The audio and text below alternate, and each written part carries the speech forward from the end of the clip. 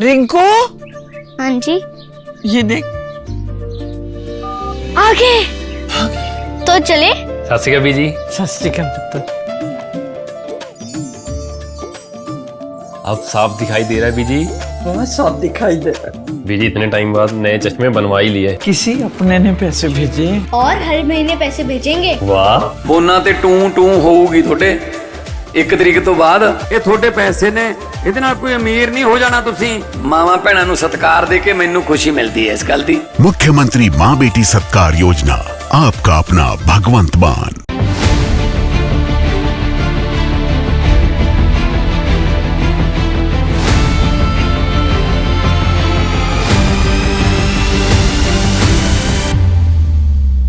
नमस्कार, स्वागत है आप सभी का एनएमएफ न्यूज में। मैं हूं आपके साथ शाफनी पटनायक। कल्पना कीजिए कि किसी घर में शादी होने वाली हो, चारों तरफ शहनाइयां बज रही हो, मेहमान आ चुके हो और ऐन शादी के मुहूर्त से पहले अचानक दूल्हा या दुल्हन ही मंडप से लापता हो जाए तो कैसा लगेगा? जाहिर है घर की खुशियां मातम और विवाद में बदल जाएगी। ठीक ऐसा ही एक हैरान कर देने वाला सस्पेंस से भरा मामला इस वक्त देश की सियासत में देखने को मिल रहा है। देश की संसद में विपक्ष के सबसे बड़े चेहरे यानी नेता प्रतिपक्ष राहुल गांधी अचानक देश की राजनीतिक रणभूमि से बिल्कुल गायब हो चुके हैं। और ये बात कोई मामूली नहीं है, क्योंकि अभी कुछ ही दिन पहले जब देश में पेपर लीक का मुद्दा गरमाया हुआ था तो यही राहुल गांधी युवाओं को इकट्ठा करके छात्रों की गूंज बनकर मोदी सरकार के शिक्षा मंत्री के खिलाफ एक बहुत बड़ा आंदोलन छोड़ रहे हैं। युवाओं को बड़े बड़े वादे किए जा रहे हैं, कोटा में उनके बीच जाकर उनकी आवाज बनने की कस्में खा रहे थे। लेकिन जैसे ही लड़ाई अपने चरम पर पहुंची, वैसे ही अचानक आंदोलन का कप्तान यानी राहुल गांधी ही लापता हो गया। पिछले 20 दिनों से ना तो किसी ने राहुल गांधी की कोई नई तस्वीर देखी, ना उनके सोशल मीडिया हैंडल पर कोई नया पोस्ट आया, ना कोई वीडियो मैसेज जारी हुआ है, ना ही वो कांग्रेस पार्टी के किसी चुनावी रणनीतिक बैठक में नजर आ रहे हैं। सोचने वाली बात यह कि विपक्ष के इतने बड़े नेता का 20 दिनों तक पूरी तरह से भूमिगत हो जाना किसी मिस्ट्री जैसा लगता है, क्योंकि एक तरफ यूपी से लेकर उत्तराखंड तक चुनाव सर पर है, राज्यों में रणनीतियां बन रही है, लेकिन मानो इन सब चीजों से राहुल गांधी को फर्क ही नहीं पड़ता।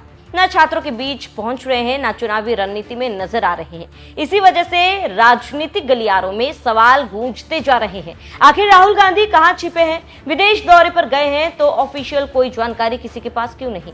ऐसे में अब राहुल गांधी की इसी रहस्यमय खामोशी और गायब होने की क्रोनोलॉजी को लपकते हुए बीजेपी ने विपक्ष पर एक बेहद तीखा और चौतरफा हमला कर दिया है।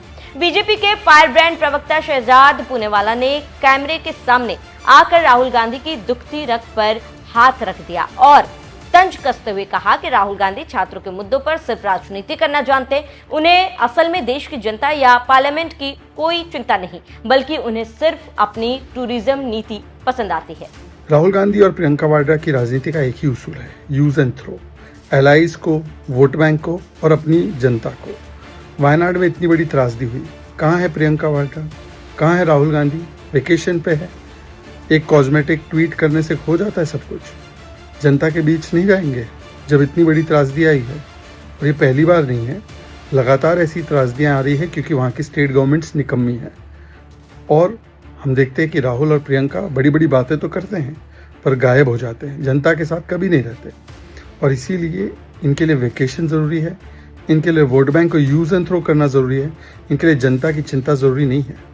बीजेपी का साफ आरोप है कि राहुल गांधी ने कोटा में छात्रों के साथ खड़े होने का एक छोटा सा इवेंट किया और उसके तुरंत बाद अपने वेकेशन यानी छुट्टियों का कोटा पूरा करने के लिए विदेश भाग गए। इतना ही नहीं, राहुल गांधी ने तो विदेश जाने से पहले अपना पटना और बिहार का बड़ा राजनीतिक दौरा भी रद्द कर दिया।